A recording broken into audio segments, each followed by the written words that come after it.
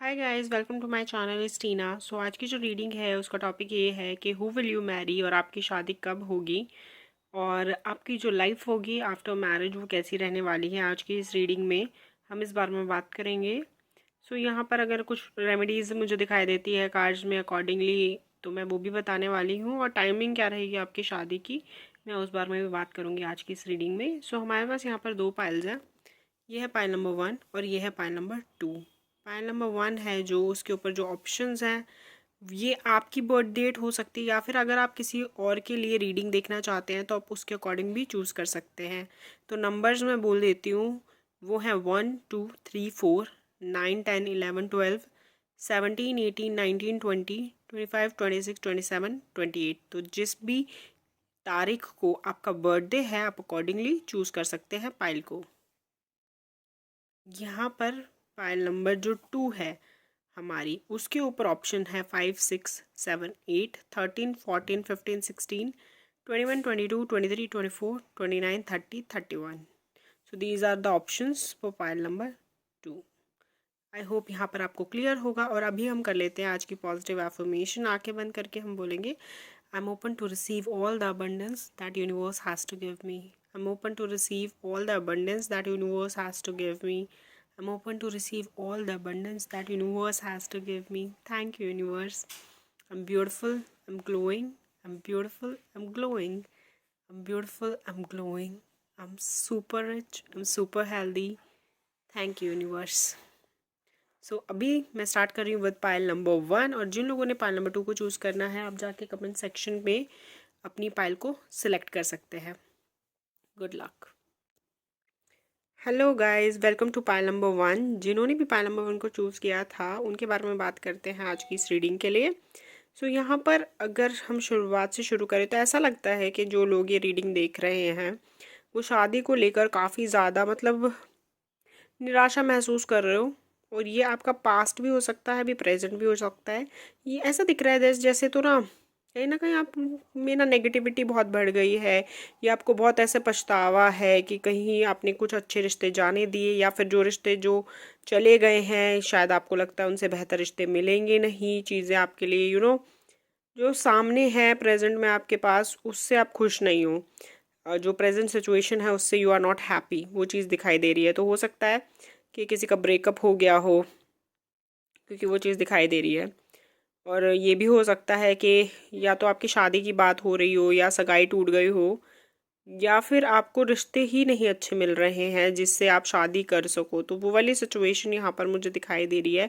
So you are not happy with the current situation, but ये अभी और ज़्यादा नहीं चलने वाली ऐसा दिखता है। कुछ के लिए तो हो सकता है कि एक हफ्ते की बात है, अगर आप काफ़ी टाइम से रिश्ते देख रहे हो, या फिर अगर आप नो कॉन्टैक्ट सिचुएशन में हो, या आपको लगता है कि आपके पार्टनर से बात नहीं हो रही है, कुछ प्रॉब्लम या इश्यूज़ हैं, तो वो हो सकता है एक वीक में सॉर्ट आउट हो जाए आप लोगों के लिए। ये चीज़ दिखाई दे रही है यहाँ पर। और कुछ लोग, अगर शादी की हम रिश्ते की बात करें तो 4-5 मंथ्स हो सकता है कि और ये ड्राई सीजन रहे आपके लिए, कि अभी आपको कोई ऐसा रिश्ता नहीं मिल रहा, लेकिन उसके बाद आपको मिल जाएगा। आपकी जो तकदीर है ना, वो कहते हैं ना चेंज होने वाली है। ये टाइम ही थोड़ा ऐसा चल रहा है, आप ये लगा लीजिए, जहाँ पर आपको स्ट्रगल थोड़ा करना पड़ेगा। और हो सकता है कि आपके लिए काफ़ी लंबा स्ट्रगल रहा हो, पिछले 1 से 1.5 साल या 3 साल कुछ लोगों के लिए बिल्कुल ही बुरे निकले हो। आप काफ़ी टाइम से ऐसा लग रहा है आपको कि चीज़ें बुरी बुरी बुरी होती जा रही है। आपने काफ़ी स्ट्रगल कर लिया, काफ़ी कुछ सहन कर लिया, और फिर भी आपकी जो स्ट्रगल है वो ख़त्म नहीं हो रही लाइफ की, तो वो अब ख़त्म हो जाएगी। ये ईयर आपके लिए एक अच्छा ईयर है जहाँ पर आपकी स्ट्रगल्स ख़त्म हो सकती है। और with in 4-5 months you will find someone, a suitable match आपको मिल सकते हैं। और हो सकता है कि 6th मंथ तक तो आपकी शादी भी हो जाए या सगाई हो जाए उनसे, तो उसके बहुत ज़्यादा अच्छे चांसेस हैं। यहाँ पर जो आपके पार्टनर मिलेंगे वो आपकी तरफ काफ़ी ज़्यादा अट्रैक्टेड होंगे, उनको आप बहुत ही खूबसूरत लगोगे, बहुत अच्छे लगोगे। पर्सनालिटी, नेचर उनको बहुत पसंद आएगा आपका। स्पेशली अगर आपकी जैसे स्किन, या आपकी आईज़, या फिर आपके हैंड्स, एनीथिंग जो बहुत जैसे होता है ना, हर किसी का ब्यूटी पार्ट होता है कि किसी के बाल बहुत सुंदर होते हैं, किसी की आंखें बहुत सुंदर होती है। तो ऐसा कुछ अगर आपके है जिसकी सब लोग तारीफ़ करते हैं कि आपकी आंखें बहुत अच्छी है, या फिर आपके बाल बहुत सुंदर है, तो आपके पार्टनर को भी वो चीज़ बहुत ज़्यादा अट्रैक्ट करेगी आप में, और वो आपकी बहुत तारीफ़ करेंगे उस चीज़ के लिए भी। तो बेसिकली अट्रैक्शन बहुत ज़्यादा है, ये दिखाई देता है आप दोनों के बीच में। जो मेन चीज़ है यहाँ पर, मेरे को एक ट्विन फ्लेम कनेक्शन दिखाई दे रहा है। आपके पार्टनर होंगे वो बिल्कुल आपकी मिरर इमेज होंगे, और काफ़ी मेरे को लगता है कि उतार चढ़ाव आएंगे आपकी ज़िंदगी में इवन शादी के बाद भी। पर फिर भी आप दोनों का प्यार है वो काफ़ी स्ट्रांग होगा, और आप दोनों एक दूसरे का साथ तो हमेशा निभाओगे। शादी आपकी एक ही होने वाली है, और वो भी काफ़ी मतलब उतार चढ़ाव वाली होगी। लेकिन आपको कभी ये सोचने की ज़रूरत नहीं है कि कभी आप एक दूसरे से अलग हो जाओगे या कुछ और प्रॉब्लम्स उसमें आएंगी। ये तो है, ये तो फॉर श्योर है। आपकी शादी में भी कुछ प्रॉब्लम्स है, शादी के पहले तो प्रॉब्लम्स हैं ही हैं, लेकिन शादी के बाद भी प्रॉब्लम्स हैं आपकी लाइफ में। प्रॉब्लम है मतलब डरा नहीं रही यहाँ पे, ऐसी प्रॉब्लम्स नहीं है जो सॉर्ट आउट हो जाएंगी। क्योंकि देखो शादी के बाद भी ऐसा नहीं है कि लाइफ में स्ट्रगल नहीं होता। आपने ना काफ़ी हद तक अपने मन में ऐसा सोच लिया है कि जैसे मेरी लाइफ में तो जितना स्ट्रगल होना था ना शादी से पहले हो गया, बस एक बार शादी हो जाए तो सब कुछ ठीक हो जाएगा। क्योंकि शायद आप दुनिया वालों के तानों से, टॉन्ट्स वगैरह से बहुत परेशान हो। आपकी एज भी हो गई है अकॉर्डिंग टू सोसाइटी, तो लोग आपको बोलते रहते हैं, आपके घर वालों को बोलते रहते हैं, वो भी बड़े परेशान रहते हैं आपकी वजह से। तो इस तरह की चीज़ें दिखाई दे रही हैं। तो इस वजह से आपको ऐसा लगता है कि शादी हो जाएगी ना तो एक काम निपट जाएगा, या शादी होने के बाद आपको लगता है कि फिर वो जीवन में ठहराव आ जाएगा जिसके लिए आप सोच रहे हो। पर यार शादी ऑल टुगेदर एक नई चीज़ होती है, एक नई स्ट्रगल होती है, एक जीवन का पार्ट है शादी। जीवन में तो अप्स एंड डाउन्स आते ही रहते हैं, ये समझने की आपको बहुत ज़रूरत है। तो शादी होते हुए ऐसा नहीं होगा कि सब कुछ ही एकदम से बदल जाएगा।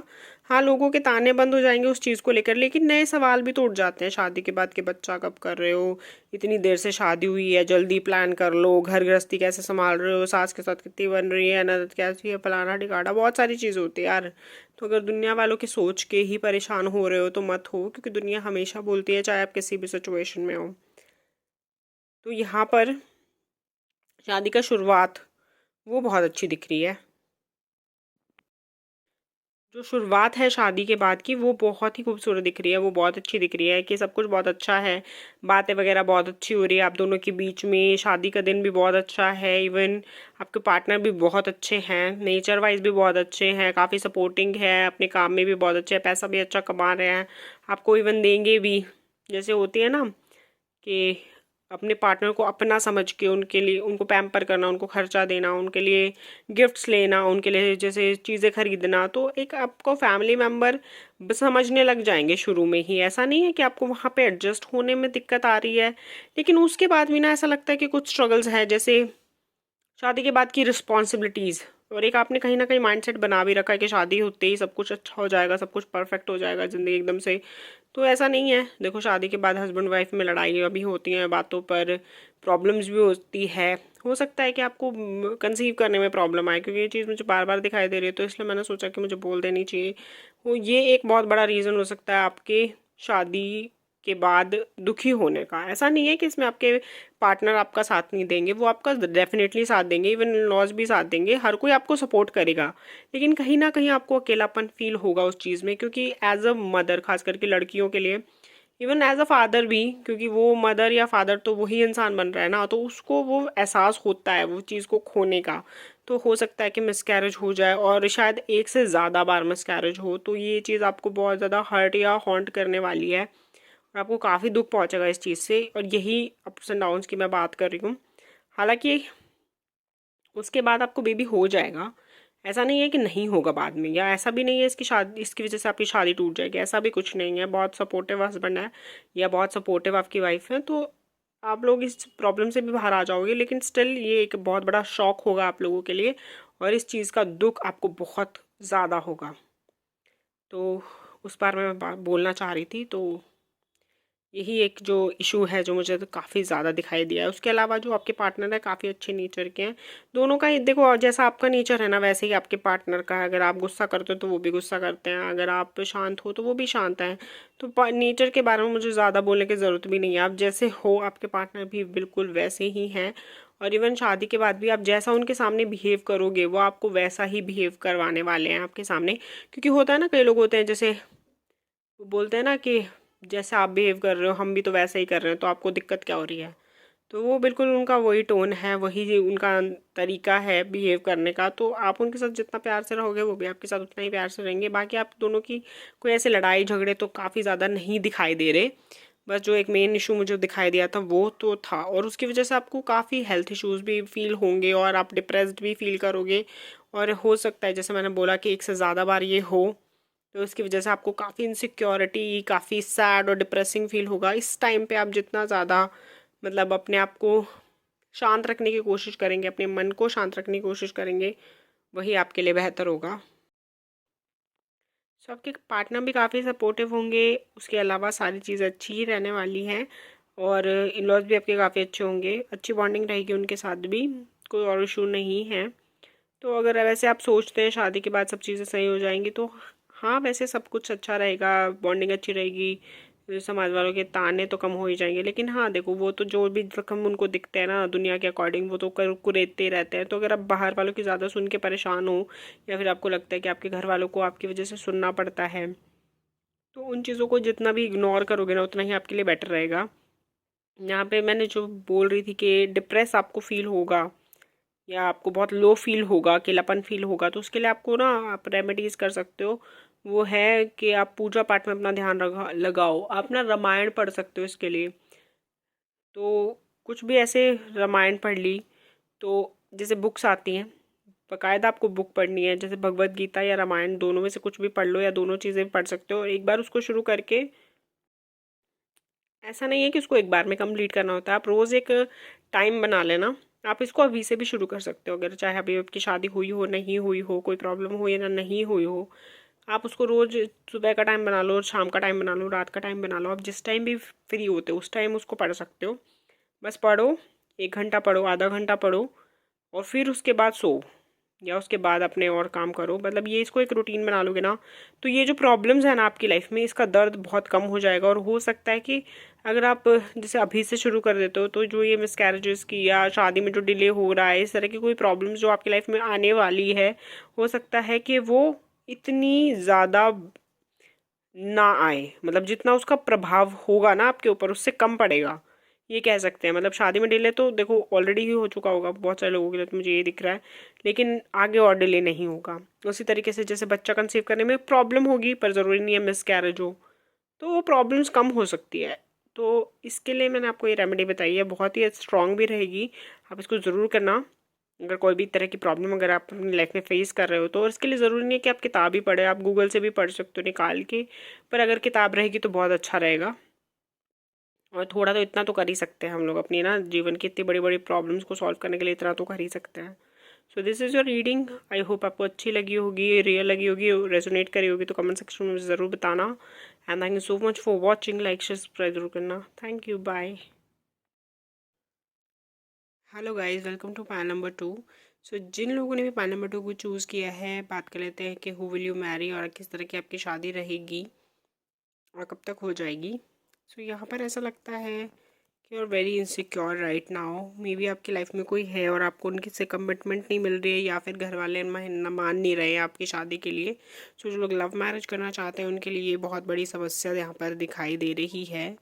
लेकिन अगर आप थोड़ा और ट्राई करोगे, कोशिश करते रहोगे, तो आपकी शादी हो जाएगी। If you have a partner that is loyal to you, you are committed to him और हर, तो घर वालों से बात करते रहो, मान जाएंगे वो। You have to just show the courage, this year will be good for you. Even three months में मेरे को लगता है हो जाएगी शादी, 3-4 मंथ्स में। लेकिन अगर और डिले होता है तो ये साल बहुत अच्छा है, इस साल में वो मान जाएंगे आपके रिश्ते के लिए। तो ये तो हुआ है लव मैरिज के लिए। और अगर हम बात करें जो लोग सिंगल हैं या अरेंज मैरिज के लिए देख रहे हैं, तो अभी काफ़ी इनसिक्योर हो, आपको लग रहा है अच्छा रिश्ता मिलेगा या नहीं मिलेगा, तो मैं बोलूँगी कि यहाँ पर ये चीज़ दिखती है कि आपको एक बहुत अच्छा रिश्ता मिलेगा, जो कि आपको बहुत पसंद भी करेगा, एडमायर भी करेंगे, और बहुत आपके लिए अच्छे इंसान होंगे। मुझे जो एक चीज़ दिखाई दे रही है, ओके, ये चीज़ तो काफ़ी मेरे को दिखाई दे रही, हो सकता है आपकी शादी हो जिनसे, वो आपको कुछ झूठ बोले, कुछ बातें आपसे छुपाई जाए, और ख़ास करके वो फाइनेंसेस और हेल्थ से रिलेटेड होगी। तो अगर आप कुंडली वगैरह में बिलीव करते हैं, मतलब अगर आप के धर्म में है कुंडली वगैरह दिखाना, तो आपको ज़रूर दिखानी चाहिए। और इवन नहीं है तो देखो बाकी धर्मों में तो जैसे हिंदू धर्म में तो होता ही है, कुंडली वगैरह मिलवाते हैं, तो आप वहाँ पर भी जाके पता कर सकते हैं। अगर आपका डेट ऑफ बर्थ है, टाइम है, तो आपको ये चीज़ दिखवा लेनी चाहिए। इससे पता चल जाता है कि सामने वाला इंसान जो चीज़ें छुपा रहे हैं वो उनकी कुंडली के थ्रू निकल आती है। हेल्थ और फाइनेंसेस क्या है, कैसे है, कंपेटेबिलिटी कितनी होगी, तो ये चीज़ दिखाई दे रही है।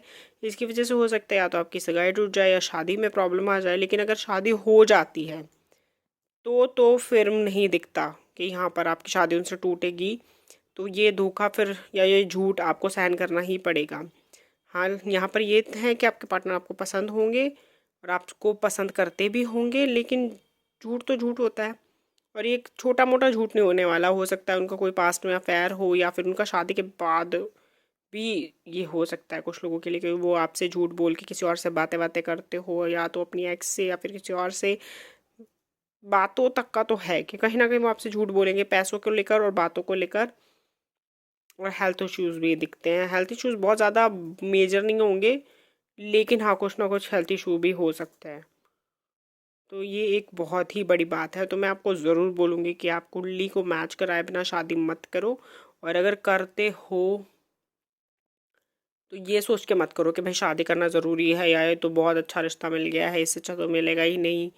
कुंडली मैच होती है तो शादी करो, वरना मत करो। यही आपके लिए सोल्यूशन है, यही आपके लिए रेमेडी है, क्योंकि और कोई तरीका नहीं होता जिससे पता चले। दुनिया जहाँ झूठ बोल सकती है, कुंडली झूठ नहीं बोल सकती। लेकिन किसी ऐसे से पढ़वाना जिसको सच में पढ़नी आती हो। और ये लव मैरिज वालों के लिए भी है। अगर आपके पार्टनर को लेकर आप ठीक है श्योर हो, अच्छी बात है, लेकिन हो सकता है कुछ ना कुछ चीज़ें उन्होंने भी आपसे छुपाई हो। मे बी उन्होंने कोई लोन ले रखा हो, या उनकी फैमिली ने ले रखा हो, और फिर वो शादी के बाद आपको उतारना पड़े, या फिर आपको भी उस लोन में ऑब्वियसली आपके ऊपर भी कर्जा होएगा ही, आप जब आप उस फैमिली के मेम्बर बनी गए तो ये एक इशू यहाँ पे मुझे दिखाई दे रहा है। काफ़ी अच्छी मैरिज की शुरुआत है, ये चीज़ दिखती है, लेकिन बाद में आपको काफ़ी सारी ऐसी चीज़ें पता चलेगी जिससे आपको लगेगा कि ओ गॉड ये क्या हो रहा है, क्यों मुझसे झूठ बोला गया। और लड़ाई झगड़े ऑब्वियसली उसकी वजह से होंगे ही।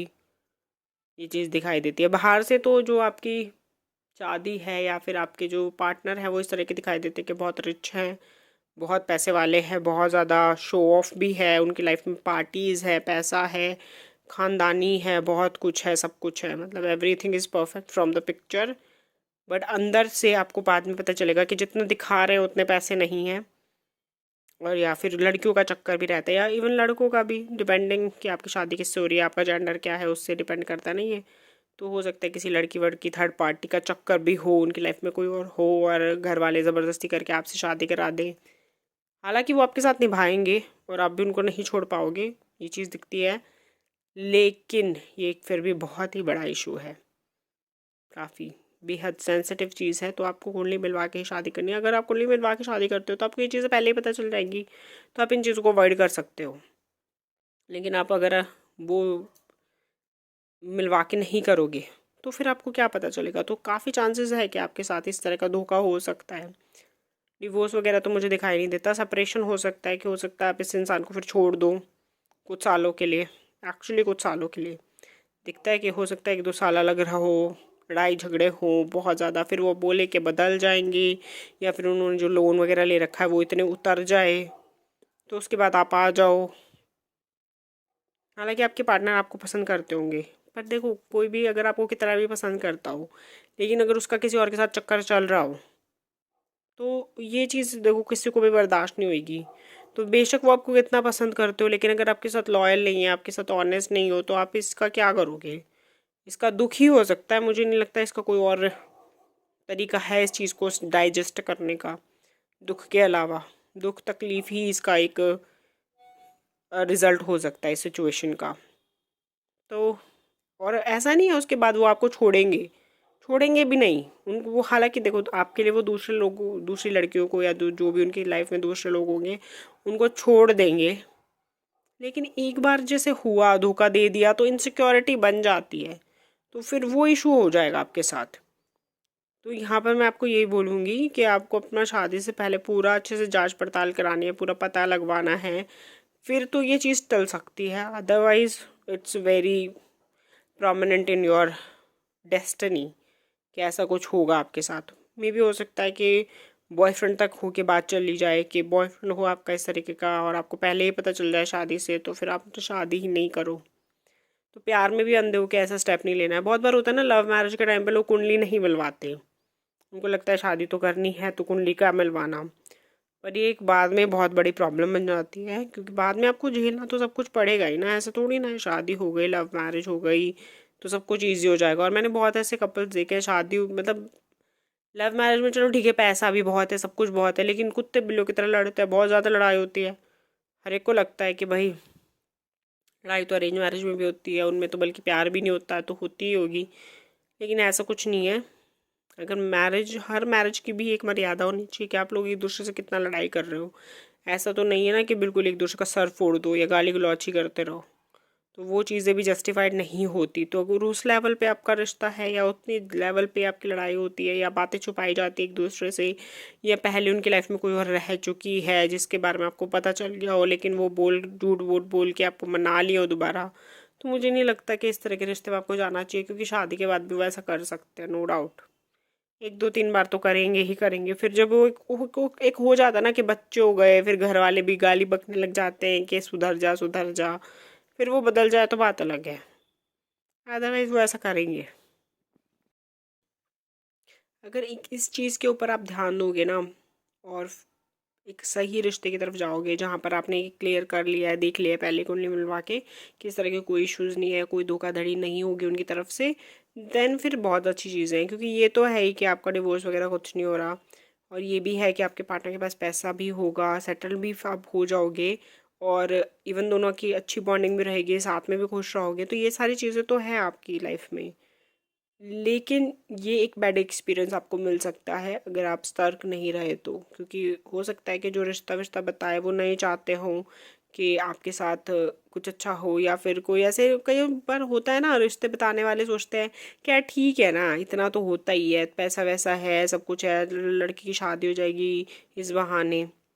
लड़कियों के तो रिश्ते नहीं बताते, मतलब जैसे मान लो अगर आप को आपके घर में मतलब कोई लड़का है, आप उसके लिए रिश्ता देख रहे हो, तो लड़कियों के तो कैरेक्टर को ऐसे जज करते हैं ना लोग, तो कि लड़कियों के बारे में तो कोई अगर भनक भी लग जाए कि इस तरह से बात कुछ है, तो कोई नहीं बताएगा, उस लड़की का रिश्ता कोई नहीं कराएगा। लेकिन लड़के अगर 10 जगह भी जाते हो ना, तो भी कोई बात नहीं, अरे नहीं नहीं कमा रहा है ना बस ठीक है, लड़का तो है ना बस ठीक है, एक वो वाली मेंटालिटी काफ़ी लोगों की रहती है।